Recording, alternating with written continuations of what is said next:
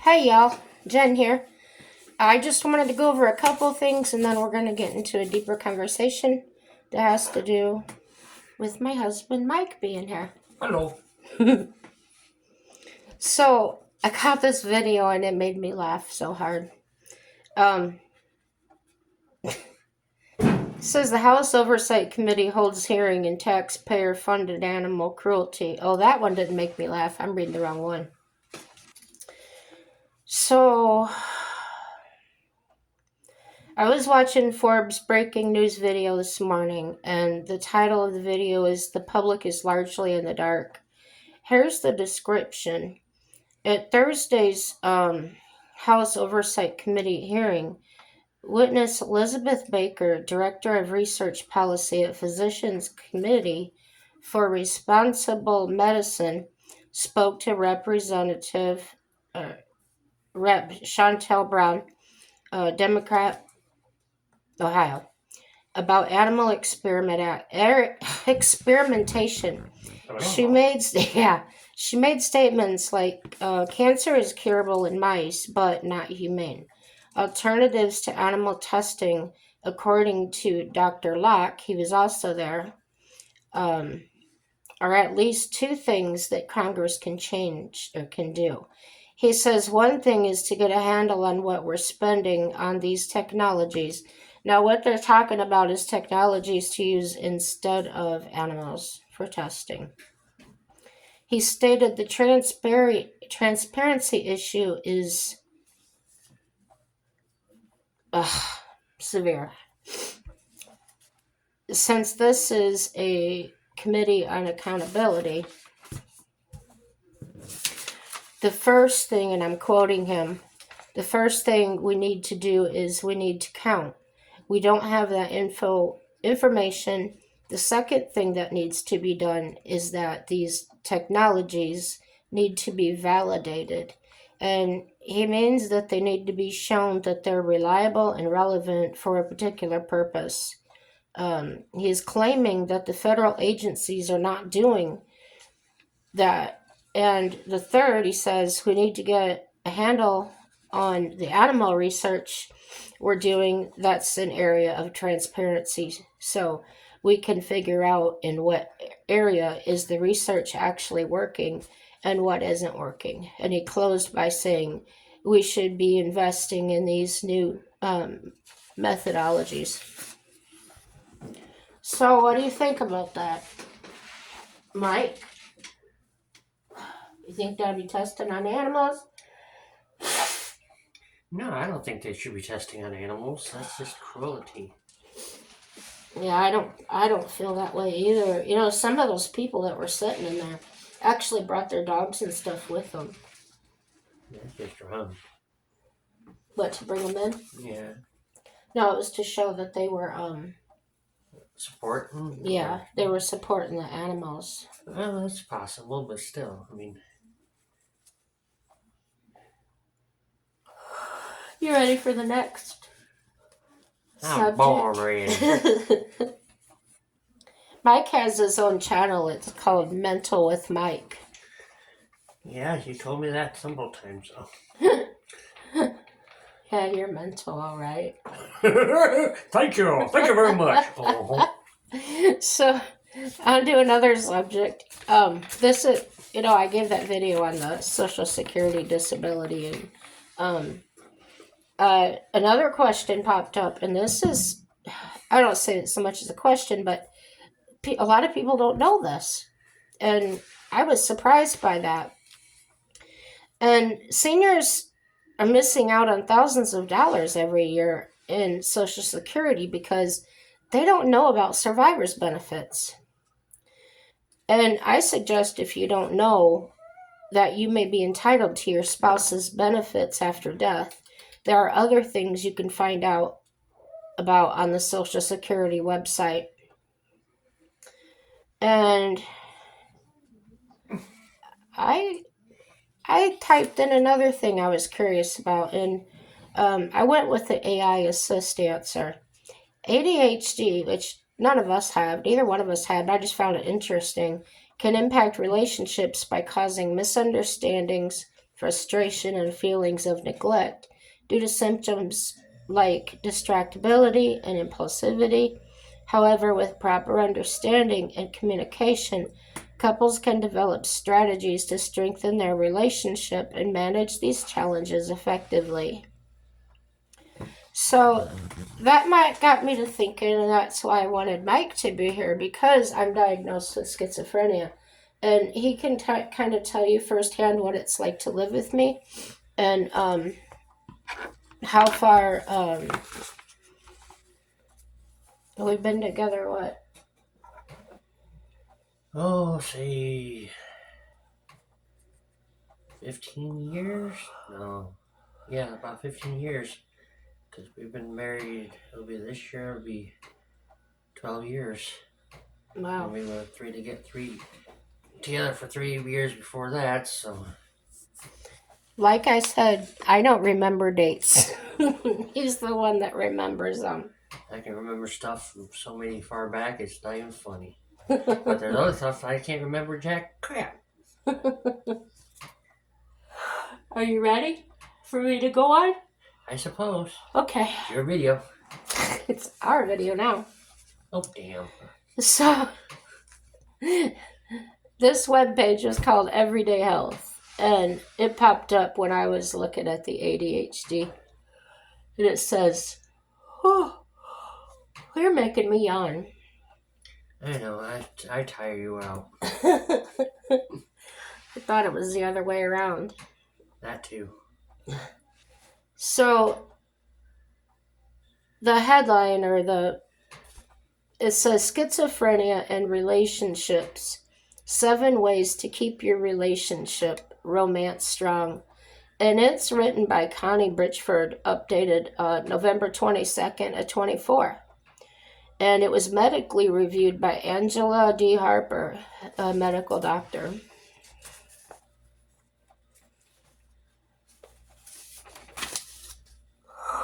You're probably thinking, oh no, more psych talk, right?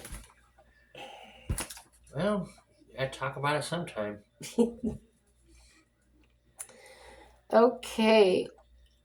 One prior study. Did I flip my page too soon? Maybe.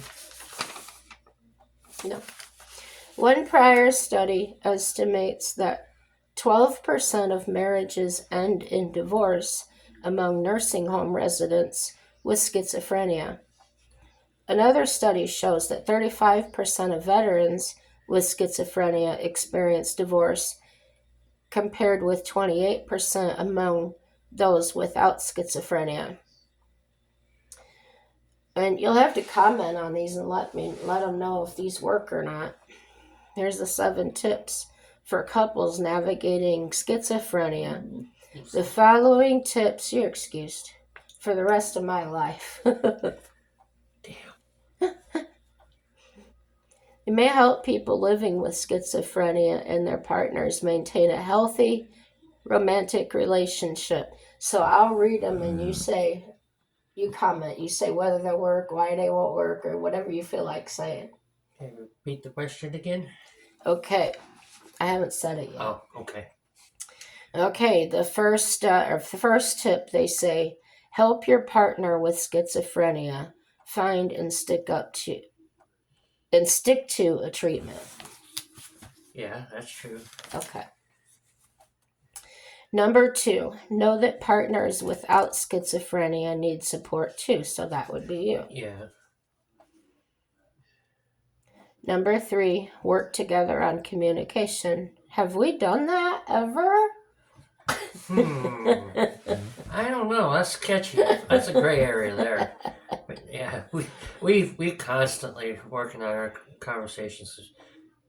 She's the one that's talkative, like as you can tell by all her videos, and me, the last time I'm spoke to, I don't really talk much. I mean, judging by my channel, I only got 2 videos that I've recorded, and I talked a little bit, but it's mainly me just sitting there, and it's like, I don't know what to say. That's your man language. Yeah.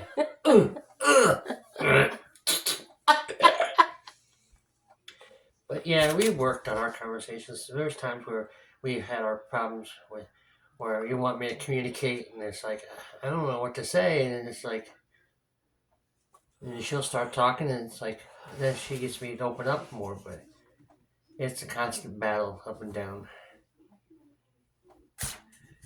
But it is important for conversation to work on conversations.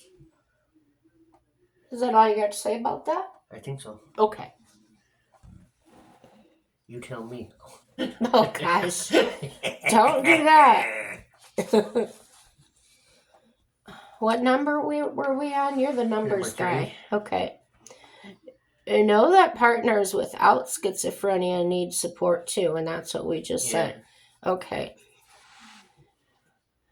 Number 3 is work together on communication. We talked about that. Yeah. Number 4, talk openly with your partner about sex. What's that? I know, right? That's dirty. Yeah, that's dirty. So, number 5, set clear expectations about each partner's household responsibilities. What are they talking about? I don't know. I know I'm the man. I do everything. I am Mr. Man. He's fibbing just a little bit. Caregiver does a lot of it. But yeah, talk about that. What that was like when I was afraid to open the door, touch the faucet to do dishes, and what did that do to you when I was going through that? At first, I thought you were nuts, and I just realized what that actually is. Your actual thinking, I guess you could say, or your situation. Eddie, enough. Sorry about that. But and how it actually troubles you. So it's just like I gotta sit there and think. I say, okay, how can I help her through this situation and change her way of thinking?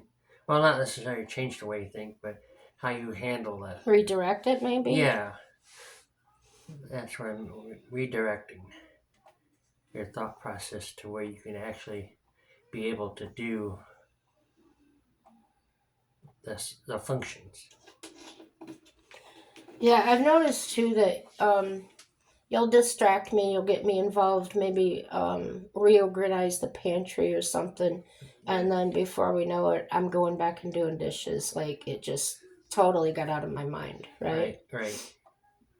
And how frustrating is it for you It's now? very frustrating.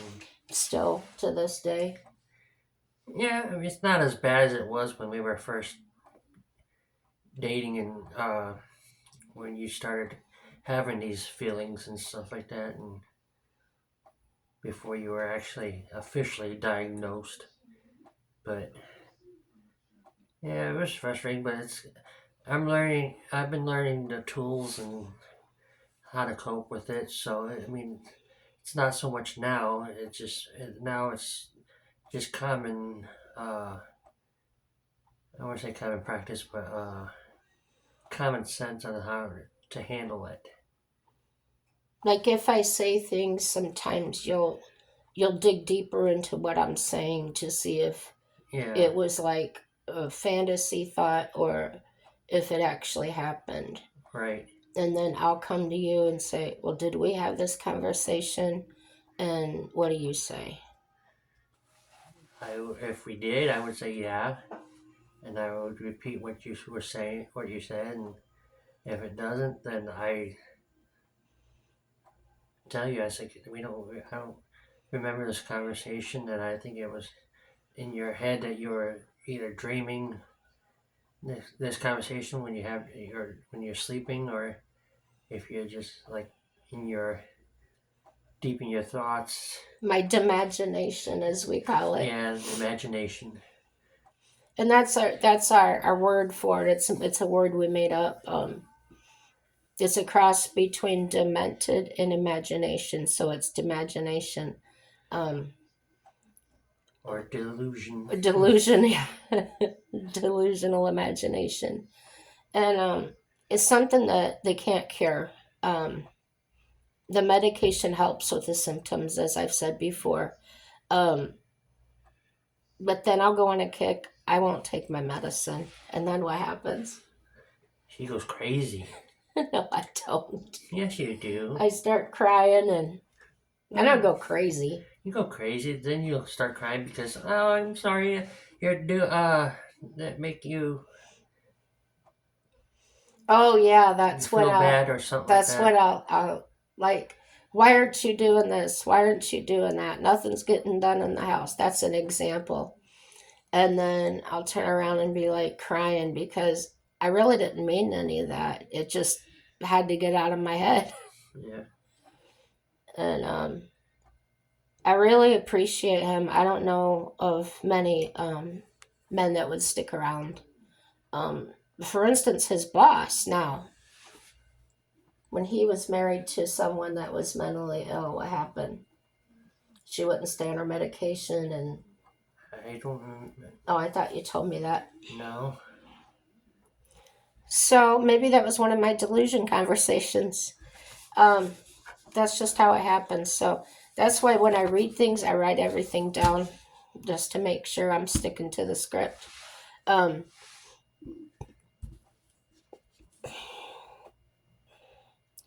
so number 6 is a toughie, I think, for us.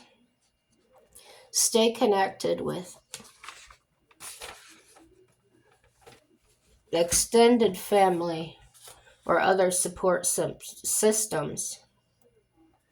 Yeah, because I mean, with us being here in North Dakota and our families back in Indiana or in other places, it's kind of hard to keep in contact with them. And I mean, that and our families pretty much, they live their own lives, they don't even contact us. So pretty much, it's just us. But And they don't believe that anything's wrong with me.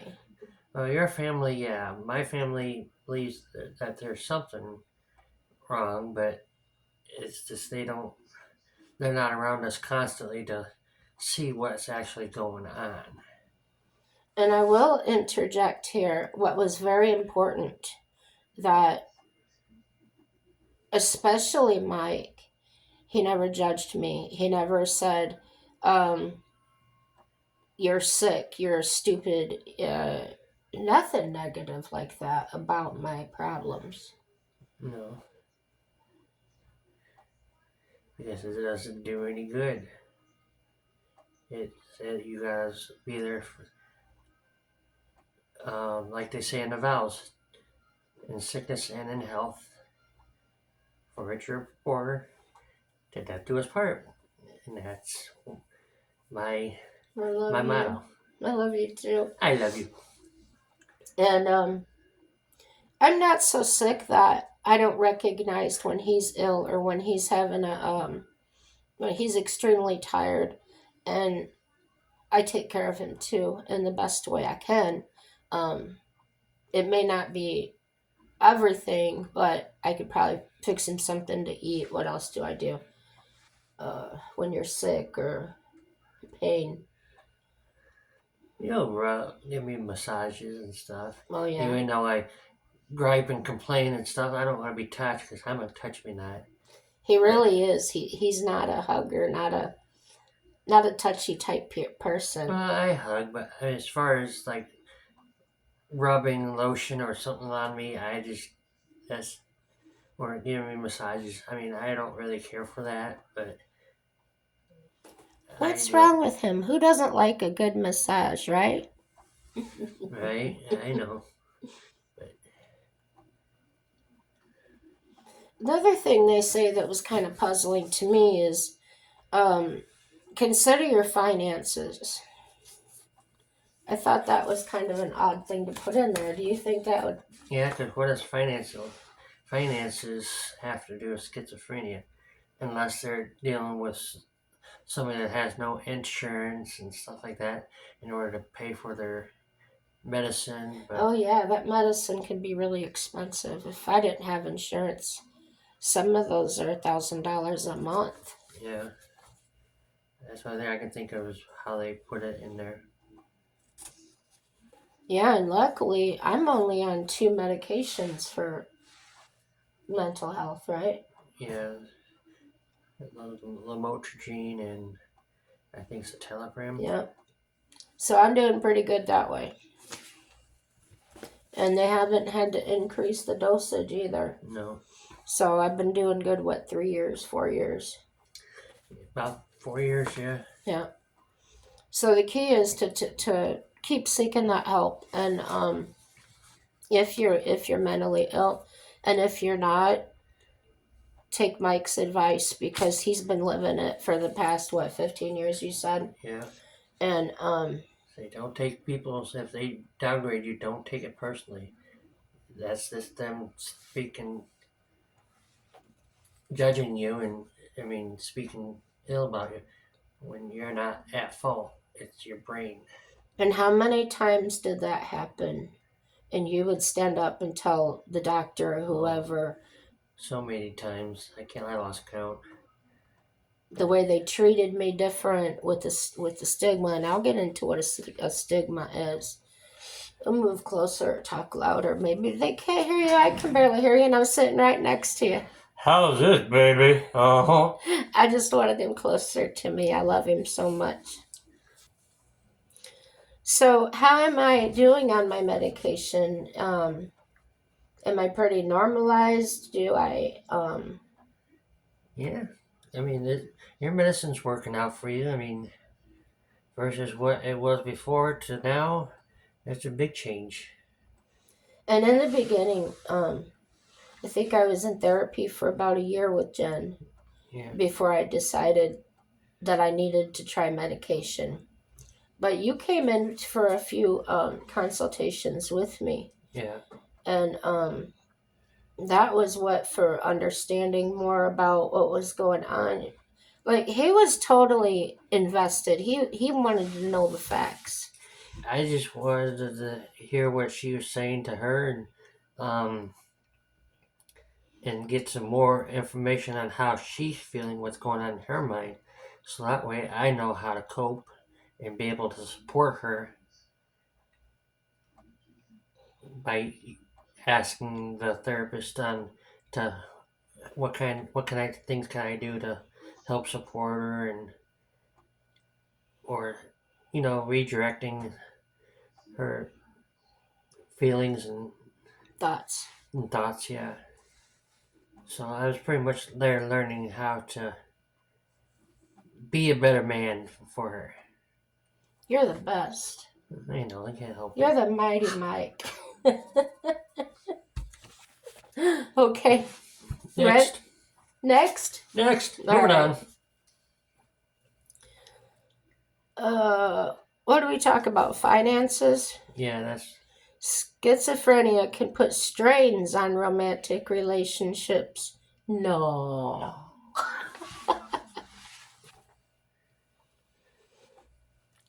If you saw us every day, you wouldn't think there was any strains. And honestly, I don't think there is that much anymore. Is there, from the mental illness? Or is No. it? Now, my upcoming knee replacement is going to be a whole nother. That's going to be stressful, ain't it?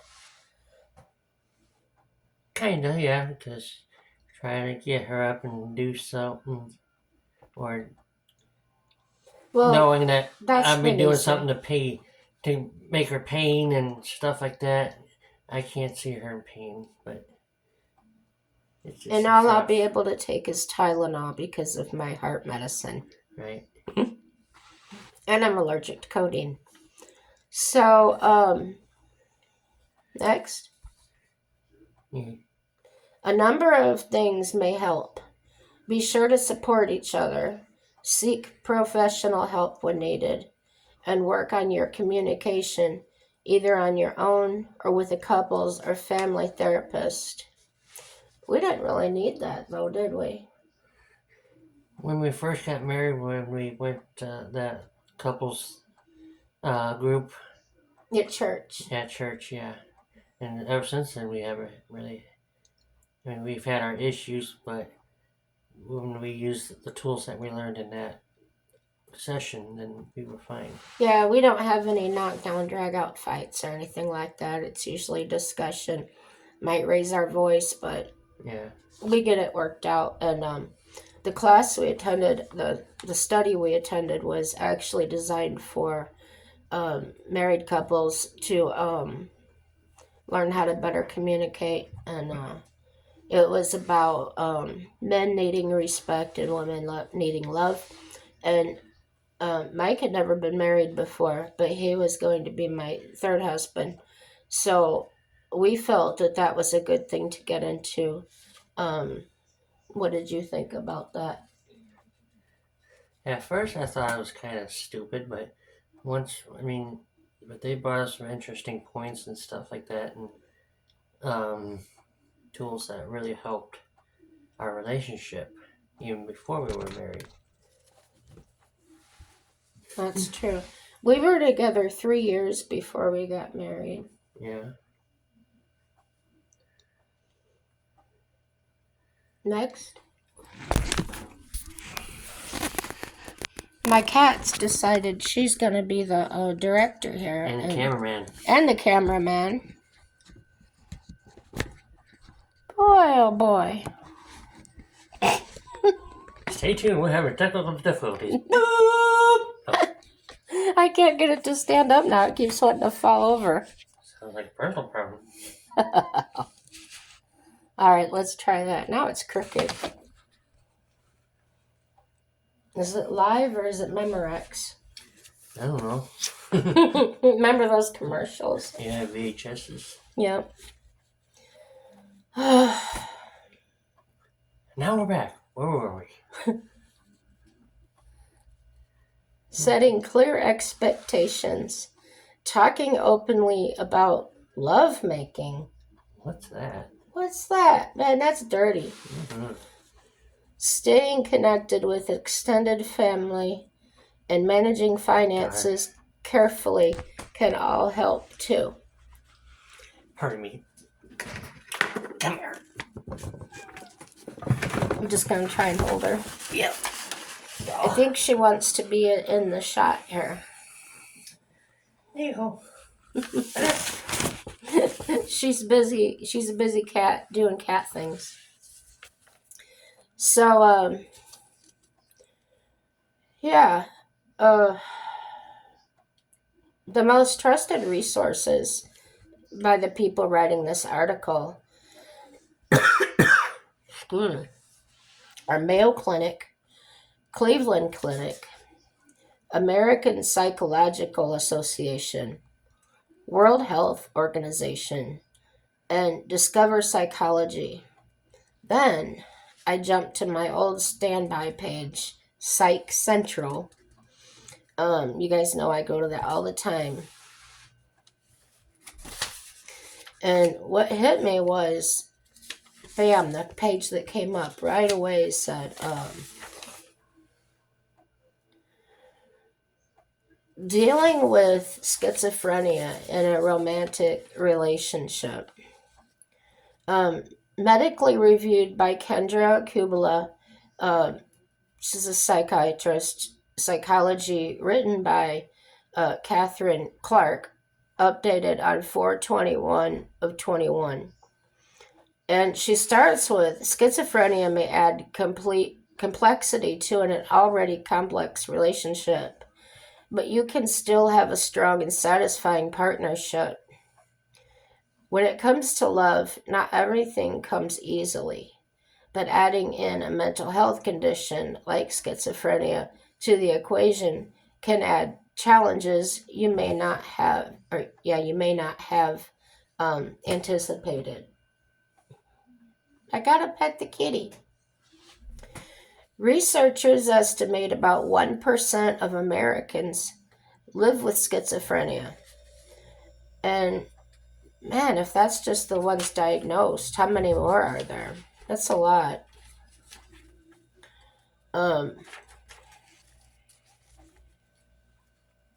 Although environmental and genetic factors play a large role in the development and diagnosis of it. Anyone can develop this chronic condition. Yes, it likely requires lifelong treatment, but it is treatable. Thank goodness for that. It's essential to understand the misconceptions and stigma surrounding the condition, and that's where I'm talking about that stigma. Stigma is almost like being prejudiced. It's kind of in that same wheelhouse. Um, Condition so you can support both your partner and yourself through treatment and keep your loving relationship strong. Um, some of these things in here, I think Mike will agree on that. If we had said them to the other, they would have triggered one of us to really go off angry. Um, so, to each their own. If you don't like these things, don't try them. So remember, it's nothing like we've seen in the movies. That's very important to remember. Ways to support your partner when they may be experiencing symptoms of schizophrenia. Spending time with someone in a relationship, and especially living with them, can reveal all kinds of behaviors and traits previously unseen. So, if you think your partner is exhibiting symptoms of a mental health condition, it's important to know the signs.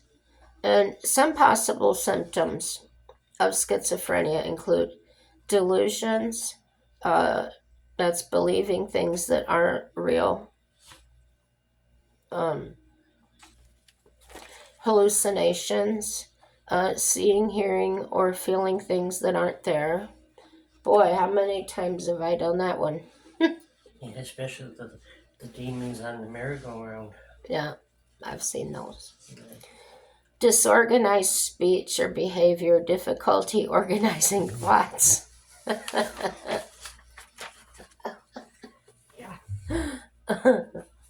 Or appearing illogical to others.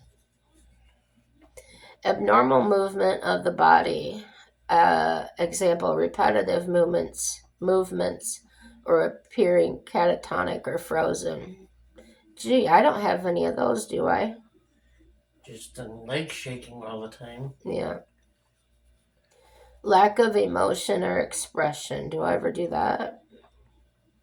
Sometimes, but not often. Withdrawing from social situations. That's a major, yeah. Difficulty processing information. Yeah. Making decisions or paying attention. Sometimes. You may notice changes in behavior, emotions, eating or sleeping habits, interactions with friends and family. Now, tell them about the sleeping trouble, because I think that was the worst. Do you? Yeah. She can't. I'm usually in bed around 10 o'clock at night, and she'll be up all night and watching TV and stuff like that. And then when I wake up in the morning around, when I'm working, it's usually around 5, 6 o'clock. Well, say 4:30, 5:30, somewhere in there. But she'll be sleeping, and then she'll sleep pretty much all day. I mean, sometimes she'll sleep for just a few hours, but a lot of times she'll be sleeping. What did they call it? I'm hypervigilant. Yeah, they call it hypervigilance. Like when he's asleep, I feel like I need to be up and be watching over him. But when he goes to work, it's like everything relaxes, and then I feel like now I can sleep. Yeah. And it's kind of a, what do you call that? A subconscious thing. It's not really something I'm thinking about. Yeah, it's more subconscious. But that comes from what? The PTSD being mixed in there or something, she said? Yeah, that could be the PTSD. I mean, it could be stemming from your past relationships where they actually kick you up when you're sleeping, when they kick you up, try to get you out of bed and stuff like that, and tossing you out. you be people worry about somebody coming up and hitting you in the head, stuff like that. It's all pretty much past traumatics items. Yeah. So You got okay. anything else to say about that? No, I don't think so. I mean, Okay, read there. I need to rest my throat a minute. So start with you. you, you may notice changes in behavior, emotions, in eating, or sleeping habits. We just wrote that one. Okay. Wrote that one. Yeah, we wrote it already. Okay. These changes don't mean they necessarily have schizophrenia or even a mental health issue at all. But it could.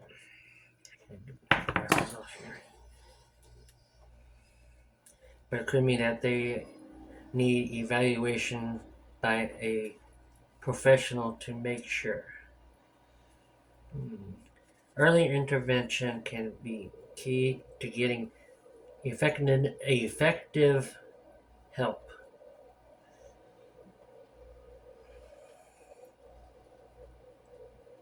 You having trouble reading my writing too? Yeah, it's cursive. I can't read cursive.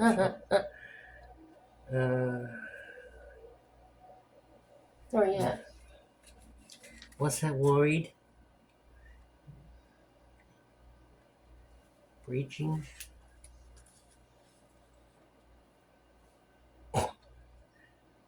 I don't know. It looks like broaching, but Yeah. it doesn't make any sense. Well, anyways, let's continue after that word. Okay, what I wrote down is broaching a topic like this needs understanding and care. Ways to discuss a partner's mental health. Be aware of stigma. Many people are reluctant to seek help due to stigma and embarrassment. Letting them know how common issues with mental health can be may help. Let them know there is no judgment, it can affect anyone. Educate yourself, learning common misconceptions and ways to begin a diagnosis and treatment plan can help start a dialogue. Don't diagnose them. Don't be, what do we say? You won't address them directly like there's something wrong with you, because that automatically makes them put up a wall and you're not getting in. Right. If you think there's something wrong, don't say, "Oh, you got a problem." Say, like I said, have you considered talking to somebody or having this checked out? Because I feel like there's a certain that you're changing or acting a certain way.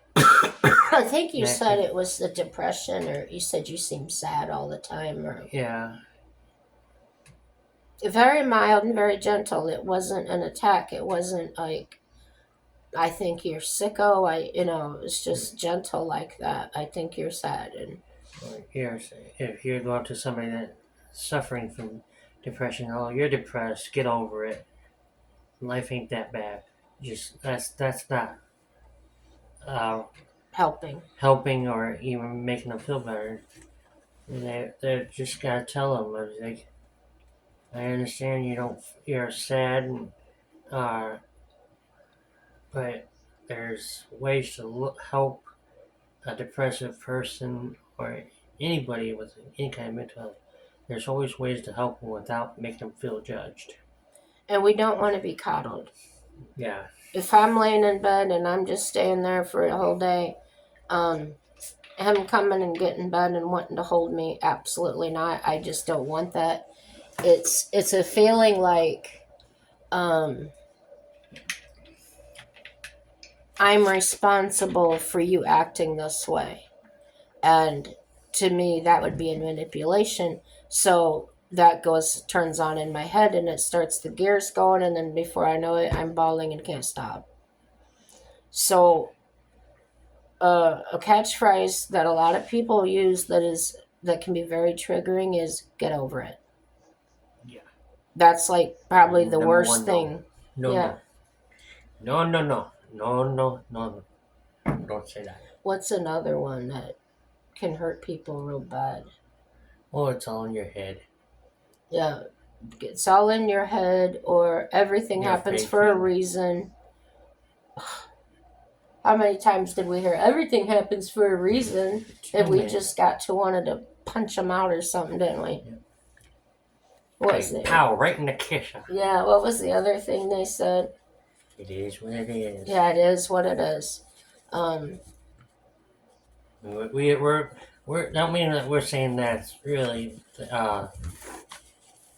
we don't say that, but we do say that sometimes, but it does drive us crazy. We don't say that to each other. Yeah. We're usually talking about a situation or something that's going on. Yeah.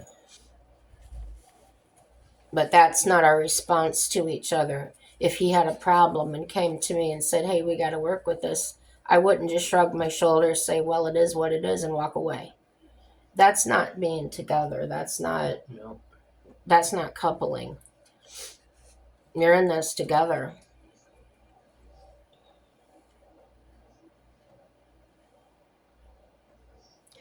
Educate yourself, learning common misconceptions and ways to begin a diagnosis and treatment plan can help start a dialogue. Don't diagnose them, be open to helping them determine what challenges they're facing and how they can find support. Bring empathy. Any conversation asking for or offering help should always be empathetic and understanding. Basically, think about yourself first in that. How would you feel if someone run your words to yourself, say them to yourself first, and don't look at it and say, "Well, I'm doing the best I can. I'm doing the best I can," because it's not about you. At that point, if that person is sick, if he was sick, and he's been hurt at work and things, and I'm right there, but I don't make it about me. It's about him and what he's going through at that time, right? Yep. And not everybody is with schizophrenia could be as highly functioning as I am, right? Yeah. Or they could be more high functioning. And revisit the conversation if needed. So if early conversations don't go well, take a break and revisit the conversation later. And that's what we were talking about is when you take that break, go change your game plan. Go change how you're going to approach them. Or Yeah. Think about what you're going to say without hurting their feelings or triggering them into anger or emotions. and we can sense when you're trying to walk on eggshells around us, even though we're sick. We know that, and we don't like that. It hurts us worse. So if you can't deal, involve somebody that can. Um, if you can't find the words, if you don't want to research it, find somebody that can. A family member, a good friend. Gosh, sometimes even if they had a good relationship, an ex-spouse could probably help, right? Yeah. And the causes of schizophrenia aren't established yet, but may include a combination of factors like genetics, early adverse experiences, and changes in the brain. Despite extensive research on it, there are still many misconceptions surrounding the etiology. Yeah. of schizophrenia and the condition itself. This can make living with it even more challenging. We know all about that. Causes of schizophrenia. While research continues, no consensus has been reached regarding the exact cause of it.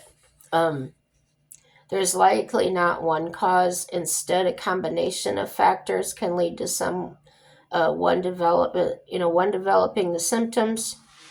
In some of the factors that are thought to cause schizophrenia include genetics and biology, environmental influences, changes in the brain.